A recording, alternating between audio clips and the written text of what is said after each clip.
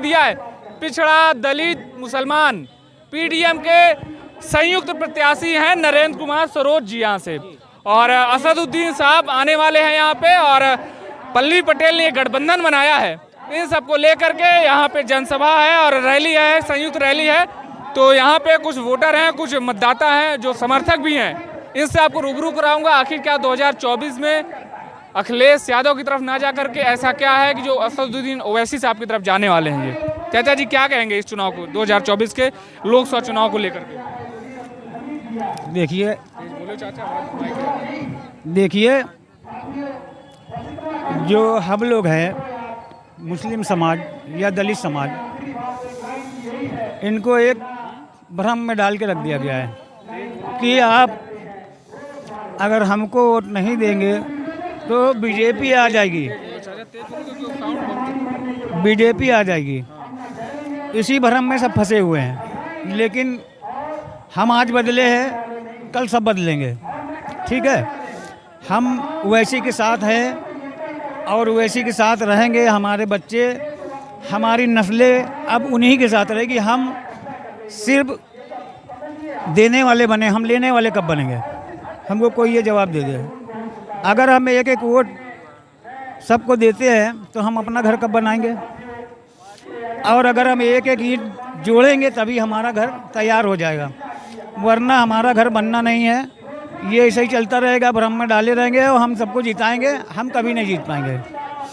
तो हमारा कहने का मतलब ये है कि कुछ कुत्ते हैं जो हमारे असद भाई को कहते हैं, ओवैसी साहब को, कि वो बिके हुए हैं। हम उन पन्नी बीनने वालों से कहना चाहता हूँ कि हम एक ओवैसी के वोटर है, इसको देख लीजिए।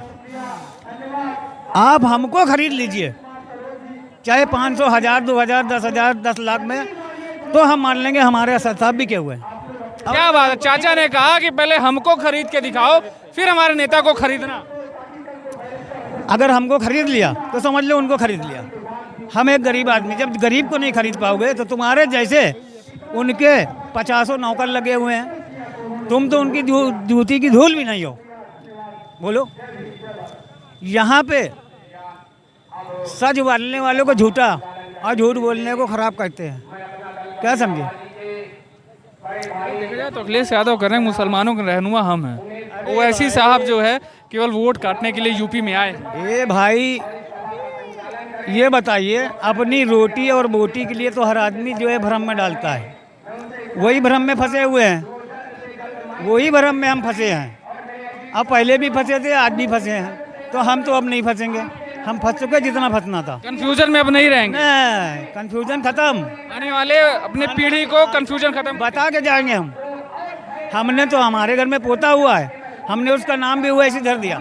हाँ, और बताइए, और हम फेसबुक पे उस बच्चे की फोटो भी डालेंगे। हाँ भाई, पता कैसे चलेगा हमारी नस्लों को कि हमारा भी कोई लीडर है? ओवैसी साहब को प्रधानमंत्री बनाने की तैयारी है। प्रधानमंत्री बने ना बने, लेकिन कम से कम पार्लियामेंट में हमारा दुख दर्द तो बोलेंगे। कौन बोलेगा? अखिलेश यादव साहब कहते हैं कि हम बोलते हैं, हम रहनुमा हैं मुसलमानों के। जिसको खाने को मिलेगा, फिर वही बात कि अगर कुत्ते को आप खाना दोगे तो कुत्ता तुम्हारे ही तरफ से बोलेगा, वो किसी की तरफ से नहीं बोलेगा। कुत्ता अपने मालिक को नहीं काटता। समझ में आया?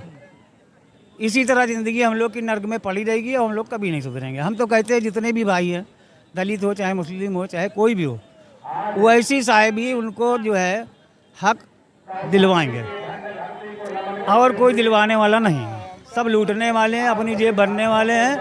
क्या समझे? बस यही चलता रहेगा, इसी तरह ज़िंदगी कटती रहेगी। अब ओवैसी साहब से उम्मीदें हैं, बहुत सी उम्मीदें हैं, पूरे देश को उम्मीदें हैं भाई। एक एक बूंद से